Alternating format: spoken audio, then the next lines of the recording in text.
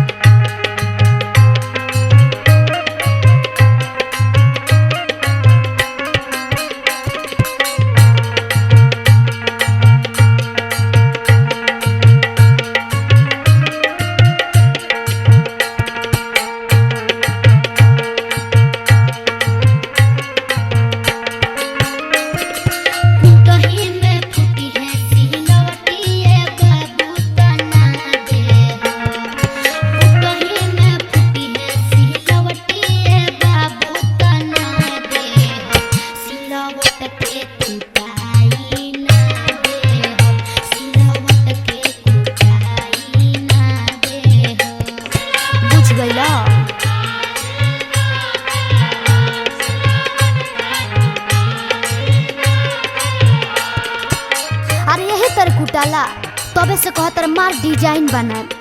सिलवट के घाट हम ऐसन बनाई ले ले हाँ।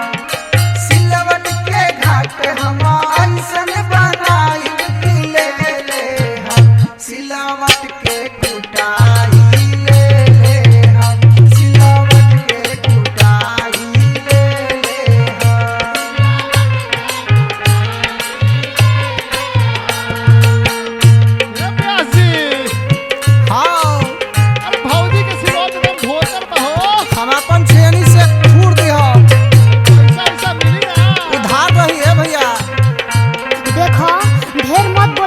सिलवटी से तहर जातरा बना दे,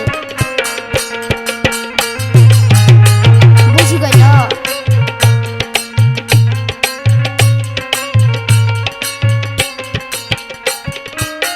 अरे ये सिलवट वाले तहरा पर तो हमरा शौक बाटे।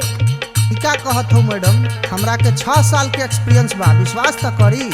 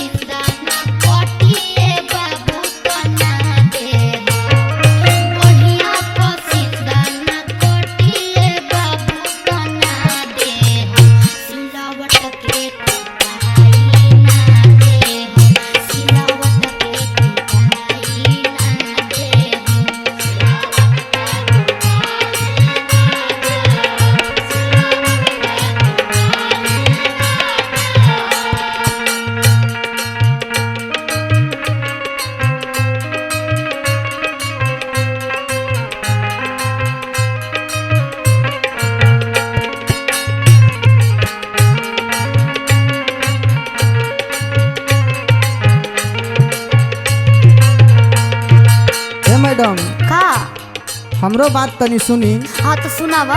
हल्दी पिसाई ओह पे सरसों पिसाई, धनिया पिसाई जल्दी चटनी पिसाई। हल्दी पिसाई ओह पे सरसों पिसाई, धनिया पिसाई जल्दी चटनी पिसाई।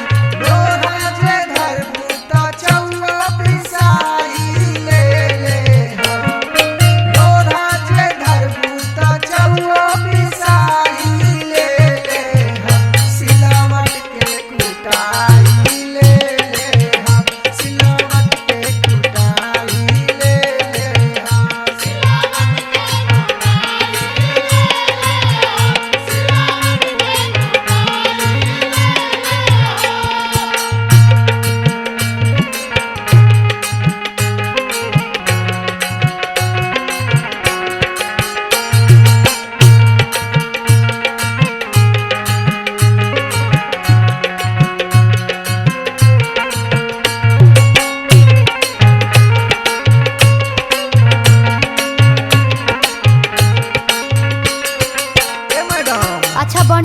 बनाओ बढ़िया सुनील से। के हथौड़ी बा पिंटू के छेनी, बड़ा चोख बनता रहा ना।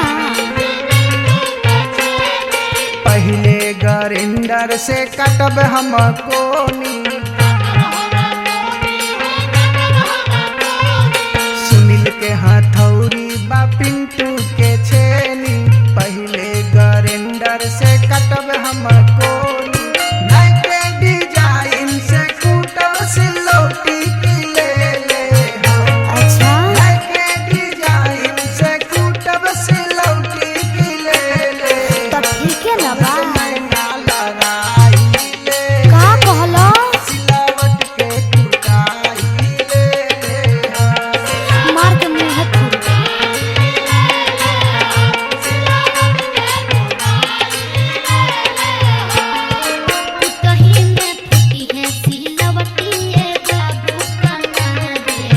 विश्वास तो करी।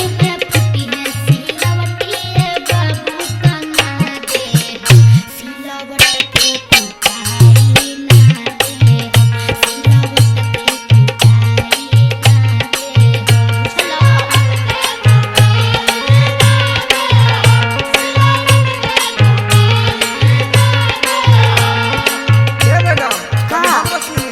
अब बोली। सिलवट के घाट हम ऐसन बनाई की ले ले। ओ हो। सिलवट के घाट हम ऐसन बनाई की ले ले। अच्छा सिलवट के कुटाई ले ई ले। बात बा। सिलवट के कुटाई ले ले। अच्छा ए मैडम, कुटा गइलू, अब तो पैसा देगी।